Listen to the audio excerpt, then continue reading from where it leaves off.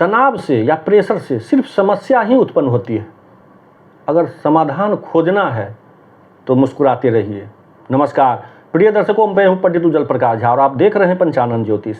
इस कार्यक्रम में आप सभी दर्शकों का बहुत बहुत स्वागत, बहुत बहुत अभिनंदन।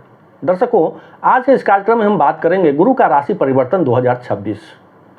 गुरु जो वर्तमान में मिथुन राशि में गोचर कर रहे हैं, 2 जून 2026 को रात्रि में 1:50 में यह कर्क राशि में गोचर करेंगे।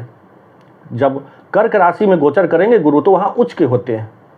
वैसे तो कोई भी राशि जब परिवर्तन करते हैं तो प्रत्येक राशि पर कुछ न कुछ प्रभाव अवश्य पड़ता है दर्शकों, लेकिन जब गुरु उच्च के होंगे तब सिंह राशि वाले जातकों के लिए क्या प्रभाव पड़ेगा, उनका दाम्पत्य जीवन, कैरियर, आर्थिक स्थिति, सामाजिक पारिवारिक स्थिति कैसा रहेगा, इन सारी विषयों पर बात करेंगे दर्शकों आज के इस कार्यक्रम में।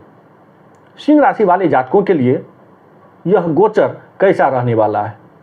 दर्शकों, वैसे तो यह कार्यक्रम लग्न आधारित है, फिर भी हमारे जो दर्शक अपना लग्न नहीं जानते हैं वह प्रचलित नाम राशि अथवा जन्म राशि से यह कार्यक्रम को देख सकते हैं और लाभ उठा सकते हैं। दर्शकों, सिंह राशि वाले जातकों के लिए यह गोचर क्या फल देने वाला है। सबसे पहले बात करते हैं गोचर के आधार पर सिंह राशि वाले जातकों के लिए द्वादश भाव में गुरु कर्क राशि में गोचर कर रहे हैं। यह द्वादश भाव जो होता है यह व्यय का स्थान होता है, विदेश का स्थान होता है, आयात निर्यात का स्थान होता है। वहाँ पर कर्क राशि में उच्च के बैठ करके गुरु सिंह राशि वाले जातकों के लिए यह विदेश यात्रा का योग बना रहे हैं। यदि कोई शिक्षा के लिए अथवा व्यापार के दृष्टि से यदि आप जा रहे हैं तो आप लाभकारी सिद्ध होने वाला है। जो ज़्यादा खर्च हो रहा था, आमदनी से ज़्यादा खर्च हो रहा, उस पर आपको कमी आएगी, क्योंकि गुरु बैठ गए हैं आपके कर्क भाव पर, कर्क राशि पर बैठ करके ये व्यय भाव पर आपको देख रहे हैं, तो व्यय को कम करेंगे। गुरु क्या होते हैं? मार्गदर्शक होते हैं। वो मार्गदर्शन करेंगे आपको, कहाँ व्यय करना है, कहाँ नहीं करना है, उचित तरीके से आपको व्यय करवाएंगे। दर्शकों, प्रत्येक ग्रह को सप्तमी दृष्टि प्राप्त है, लेकिन गुरु को 2 अतिरिक्त दृष्टि प्राप्त है, वह पंचम दृष्टि और अष्टम दृष्टि। पंचम दृष्टि से सुख भाव पर ये नजर डाल रहे हैं। यह सुख का स्थान होता है, माता का स्थान, भूमि भवन वाहन का स्थान।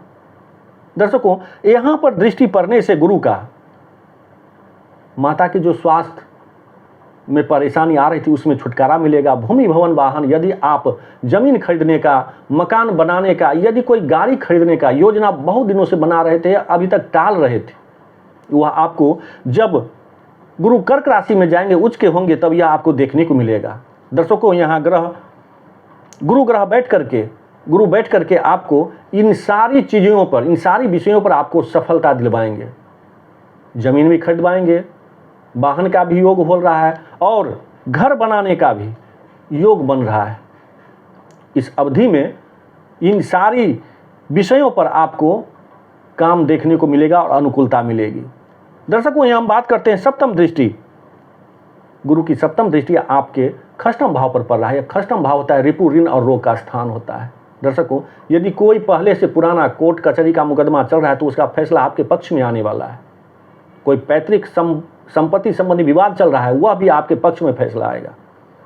आपके बड़े बुजुर्गों से कोई मनमुटाव चल रहा था पैतृक संपत्ति के लिए, तो वह मनमुटाव भी दूर होगा। कोई दुश्मन जो आपको परेशान कर रहा था वह भी आपको पीछा छोड़ेगा या आपके सामने नत मस्तक होगा।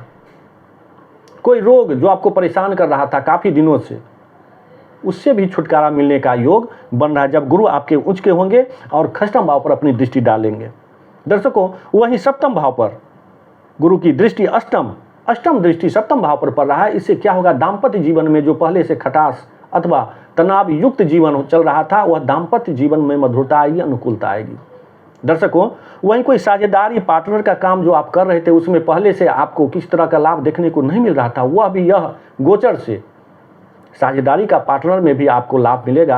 आपका जो पार्टनर होंगे, साझेदार होंगे, वह भी आपके साथ तालमेल बैठा करके आपको साथ लेकर के वहाँ भी मुनाफा करवाएंगे।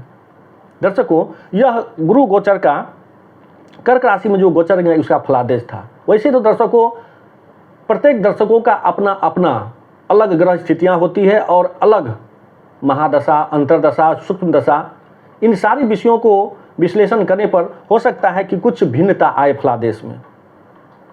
दर्शकों, इन्हीं शब्दों के साथ इस कार्यक्रम को अब हम यहीं विराम देते हैं। आशा करता हूं कि यह कार्यक्रम आपको पसंद आया होगा। मेरे कहने और समझाने का तरीका पसंद आया हो तो कृपया प्यार भरा लाइक कमेंट जरूर कीजिएगा। और हाँ, यदि अभी तक आपने चैनल को सब्सक्राइब नहीं किए हैं तो चैनल को भी सब्सक्राइब जरूर कीजिएगा। फिर मिलेंगे एक नए कार्यक्रम में नए वीडियो के साथ। तब तक के लिए आज्ञा दीजिए। जय जय श्री